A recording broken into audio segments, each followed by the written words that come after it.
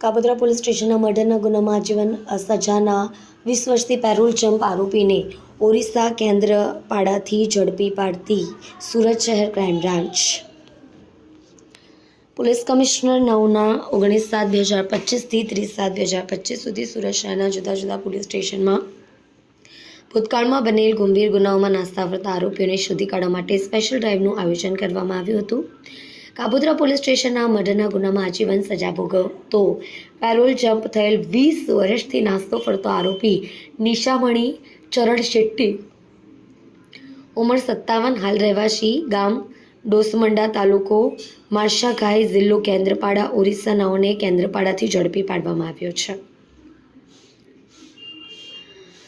પકડેલ આરોપીની પૂછપરછ કરતા હકીકત જણાવી છે કે 1999માં પોતે પોતાની પત્ની સાથે સુરત શહેર ખાતે રહેતો અને લુમ્સ ખાતામાં મજૂરી કામ કરતો. તે વખતે પત્નીને પોતાના માસીના છોકરા સાથે આડા સંબંધ હોવાની શંકાએ બંને પતિ પત્નીએ ઝઘડો થયો હતો. દરમિયાન ચાકુ વડે પોતાની પત્નીને મારી મોત નિપજાવ્યું હતું.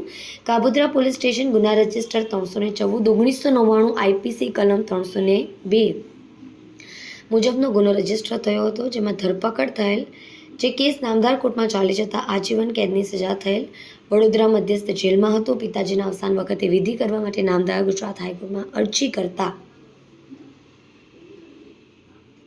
2/8/2005 થી 31/8/2005 દિન 30 અને 1/8/2005 થી તારીખ 1/9/2005 જણની દિવસ 2 માટે શરતોને આધીન વચગાળાના જામીન ઉપર મુક્ત થયો હતો.